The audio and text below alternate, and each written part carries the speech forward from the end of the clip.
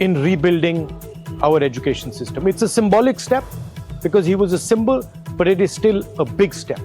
And I want to congratulate every single student, every single youngster who came out on the streets and fought for democracy, fought for the future of this country, and defended the Constitution. I'm proud of you.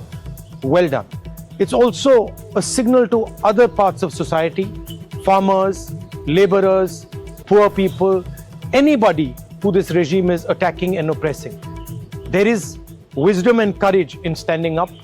Daro mat. Let's get rid of this regime that is attacking India, destroying our constitution, capturing all our institutions. Let me remind the government, there is still 2 demands outstanding. The first one, and most important one, anybody who has raised a finger on our students, beaten them, shot at them, has to be held accountable. People who've organized it, people who've implemented it, all have to be punished. And the final demand, that the Prime Minister of India, out of respect for the students of India, out of respect for the future of India, has to apologize to the students who were brutalized and attacked. Thank you. Jai Hind. चलिए, राहुल गांधी को भी आप सुन रहे थे, देश के छात्रों को बधाई दे रहे थे, कह रहे थे कि ये सिस्टम से लड़ाई थी, है और रहेगी। लेकिन साथ ही साथ कह रहे राहुल गांधी कि 2 मांगे और भी हैं जो बरकरार हैं। कह रहे प्रधानमंत्री छात्रों से माफी मांगे, लड़ाई सिस्टम से थी, है, रहेगी, ये कांग्रेस कह रही है, राहुल गांधी कह रहे हैं सीधा। कह रहे हिंसा के दोषियों पर कार्रवाई हो, लेकिन साथ ही साथ कह रहे प्रधानमंत्री छात्रों से माफी मांगे। कनिका का रुख करेंगे, हमारे साथ हमारी संवाददाता जुड़ी हुई है। कनिका, अभी क्या माहौल देख पा रही हैं? चूंकि अब धर्मेंद्र प्रधान का इस्तीफा हो चुका है, लेकिन एक साथ और भी चीजें हमें देखने को मिल रही हैं। अब एक तरह से क्रेडिट लेने की भी होड़ है, और राहुल गांधी को आपने भी सुना, राहुल गांधी कह रहे हैं भी 2 मांग शेष है, वो बरकरार।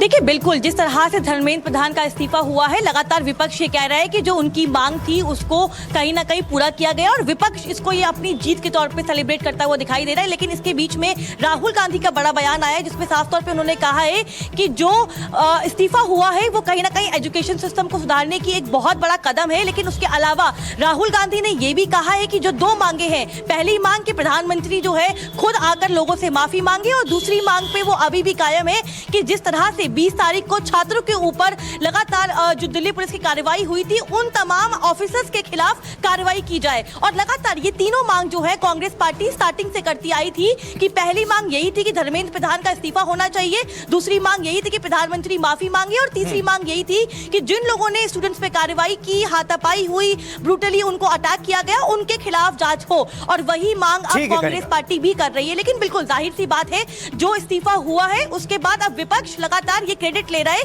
कि उनके प्रेशर की वजह से ये इस्तीफा हुआ है। बिल्कुल कनका, जुड़े रहिएगा, तुरंत आपका हम रुख करेंगे, और मनोरंजन भारती भी हमारे साथ जुड़ चुके हैं, इनफैक्ट जुड़ने वाले हैं। चलिए, जब तक बाबा हमारे साथ जुड़ेंगे तब तक हमारे साथ 2 मेहमान भी जुड़े हुए हैं, सूर्या मैथिल ने, राजनीतिक विश्लेषक, और विजय राठी, प्रवक्ता सपा।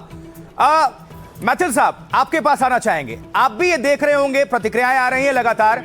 धर्मेंद्र प्रधान के इस्तीफे के साथ ही एक क्रेडिट लेने की बड़ी होड़ शुरू हो चुकी है। हर पार्टी अपने अपने नेता, अपनी अपनी पार्टी को ही वो क्रेडिट दे रही है। कांग्रेस वाले कह रहे हैं कि हमारे नेता की वजह से है, सपा वाले कह रहे हैं हमारे नेता की वजह से है, आम आदमी पार्टी वाले कह रहे हैं हमारे नेता से। मेरा सवाल ये छात्रों की जीत मानी जाएगी या फिर राजनीतिक पार्टियों की?